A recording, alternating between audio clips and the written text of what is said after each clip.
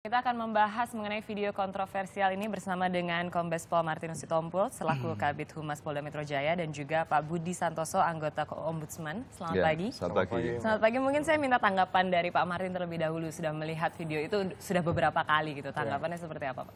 Ya, pertama kami berterima kasih kepada masyarakat, khususnya warga yang telah mengupload ya, memposting ini sehingga kita bisa tahu ada peristiwa-peristiwa penyimpangan di personil kami.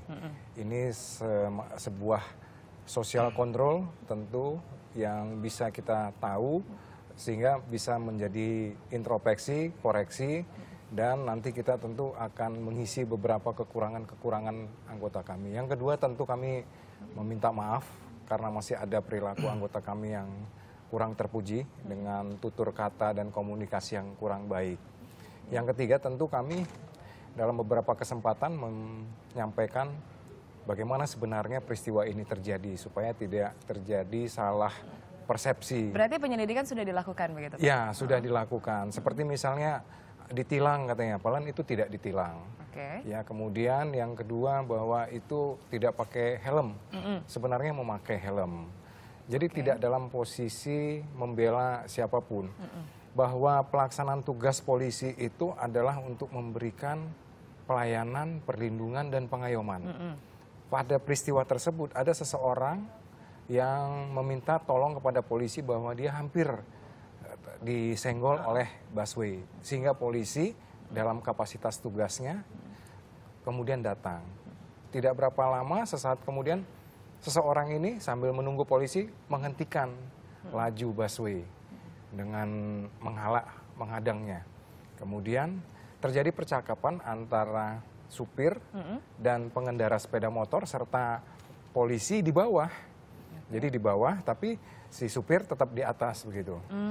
Karena ada pembicaraan-pembicaraan kemudian terjadi satu antrian yang panjang karena busway tidak bergerak. Kalau kita tahu posisinya di Semanggi itu pengendara roda 4 atau mobil itu juga banyak yang mengikuti jalur busway di situ, sehingga terjadi kemacetan. Nah, ada Brigadir M yang kemudian dengan niat baik juga karena melihat ada persoalan apa di depan kok ada macet, kemudian mendatangi. Setelah tahu naik ke atas meminta surat-surat. Nah, dalam waktu meminta surat-surat itulah terjadi keriuhan. Dan ada yang merekam video tersebut. Ya, saya kira itu kami tidak masalah itu, kami berterima kasih. Oke, tapi kalau sanksi kepada Brigadir M yang memang sudah diketahui ini, sudahkah ada sanksi yang diberikan oleh? Ya, sementara kita masukkan dia di staf, tidak kita di lapangan, dia hanya di kantor saja, bertugas piket, karena pemeriksaan bagi kami itu membutuhkan waktu, kita akan memeriksa yang lain-lain, kemudian melihat peristiwa itu juga, sehingga nanti ada satu kesimpulan pada saat persidangan. Jadi masih butuh waktu, sementara kami tarik dulu yang bersangkutan. Ditarik dulu dari tugasnya begitu. Kalau dari Pak Budi, saya ingin tahu sebenarnya gitu Pak Budi, saat ini kan masyarakat lebih banyak yang mengunggah misalnya pelayanan masyarakat yang terjadi gitu ya, pelayanan publik yang memang mengecewakan, tidak dilaporkan tetapi malah mengunggahnya ke YouTube ataupun sosial media yang lain gitu. Tanggapan dari Ombudsman sebenarnya seperti apa? Ya, jadi begini, ada dua sisi ya. Jadi kalau sama sekali tidak melapor itu mungkin perlu dikoreksi karena data kuantitatif laporan yang masuk ke kami itu tiap tahun naiknya luar biasa. Jadi data kenaikan laporan dari masyarakat tuh ada yang dua tahun yang lalu itu sampai 200%, ya. Kemudian 60%, ada yang 70%. Jadi yang melapor tetap tambah banyak gitu.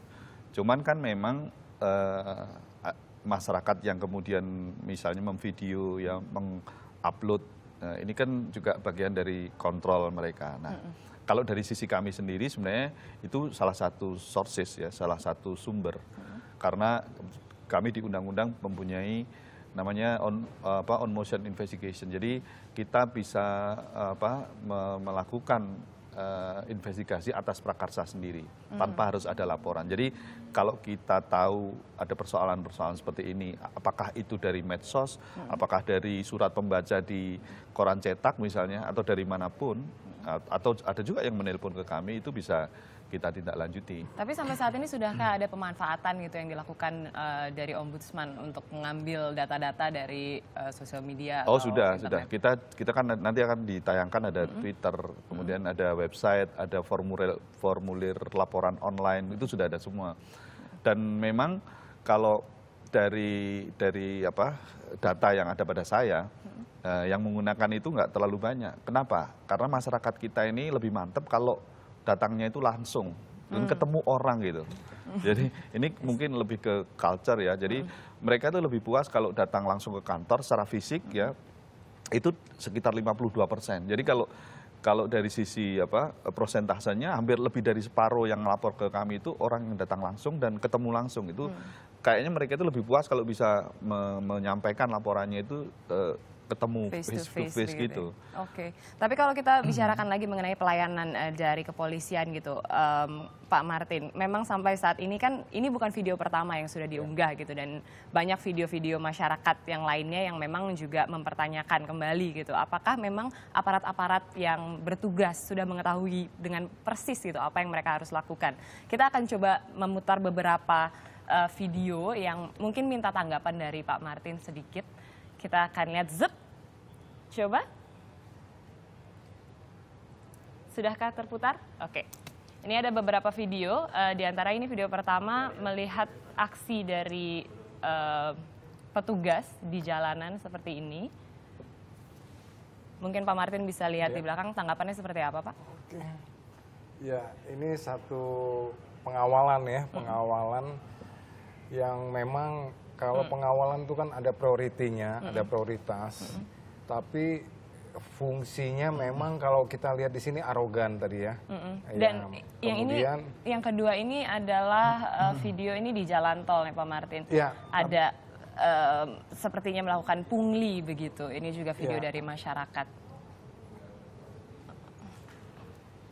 Kalau misalnya melihat hal ini gitu, Pak Martin, dan juga di sini saya mendapatkan informasi dari Alfian Syah selaku pengamat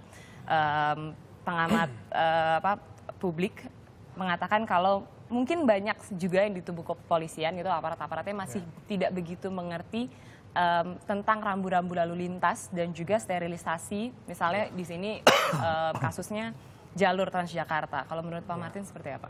Ya, seperti misalnya di jalur busway itu ada namanya mixed traffic ya. Jadi tidak sepanjang busway itu melintas di jalurnya itu adalah jalur busway sendiri. Ada namanya mixed traffic. Seperti misalnya kalau keluar dari tol, off ramp namanya, itu ada garis merah-merah, kira-kira hampir 10 sampai 50 meter gitu. Itu ada garis merah-merah, itu namanya mixed traffic. Mixed traffic itu siapa saja bisa.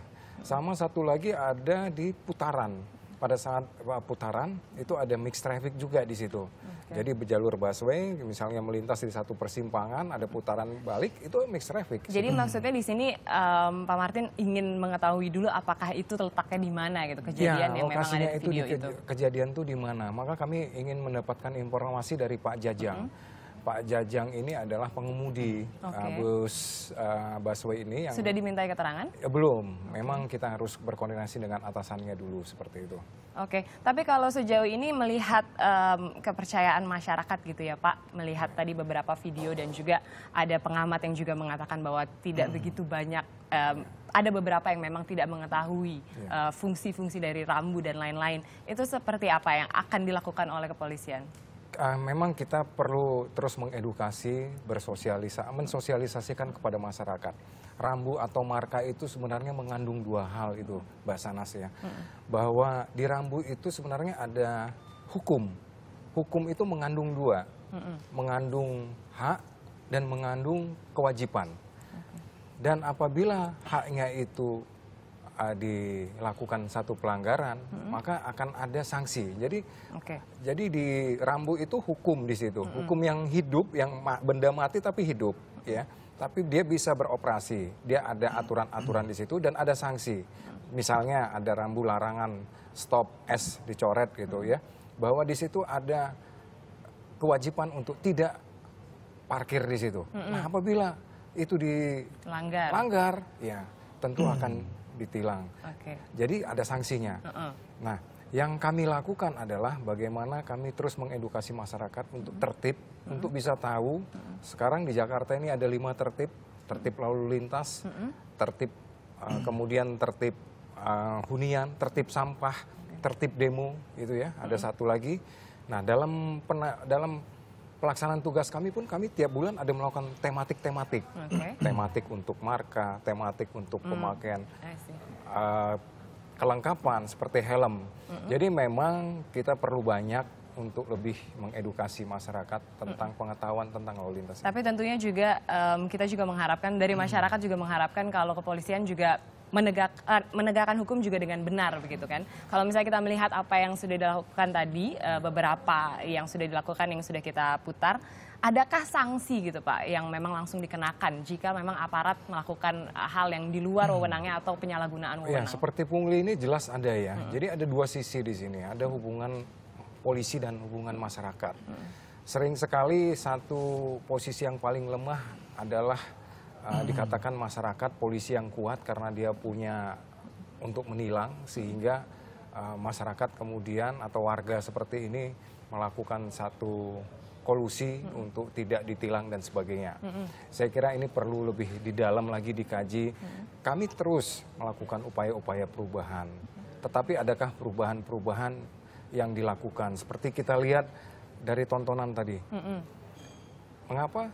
Tinggal saja kalau mau ditilang ya silakan ditilang. Jadi nggak apa-apa. Ya, jangan kita juga membuat option lain begitu ya. Kadang-kadang kan memang ada yang aksi damai saja gitu. Ya, seperti itu. Tetapi kalau misalnya melihat dari apa yang dilakukan masyarakat gitu untuk mengembalikan kepercayaan publik kepada kepolisian, kalau dari Ombudsman apakah kita harus melakukan pelayanan seperti apa, pengaduan yang baik dan benar itu seperti apa Pak? Jadi begini, kebetulan kepolisian sendiri selama 4 tahun terakhir ini di Ombudsman itu tingkat kuantitas pelaporannya nomor 2 ya setelah pemerintah kabupaten kota dari sisi pelayanan publik ya.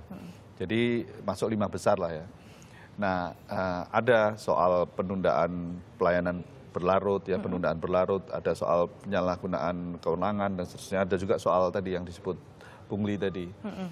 Nah sebenarnya apa yang disampaikan oleh Pak Martinus tadi sebenarnya kalau penegakan hukum internalnya ya itu berjalan dengan baik, artinya kan jumlahnya 400.000 sekian ya Pak ya. Jadi untuk mengontrol semua di lapangan mungkin tidak begitu mudah ya. Tapi paling tidak kalau ada kontrol masyarakat, baik yang dilaporkan kepada lembaga-lembaga pengawas seperti Ombudsman atau sekarang yang lagi tren melalui media sosial, itu ada follow up, ada tindak lanjut, ada penegakan hukum, kode etik dan seterusnya. Yang itu harus ada penjaraan ya. Implikasinya itu yang penting di situ ada sanksi ya, mulai dari sanksi yang paling ringan sampai yang paling berat.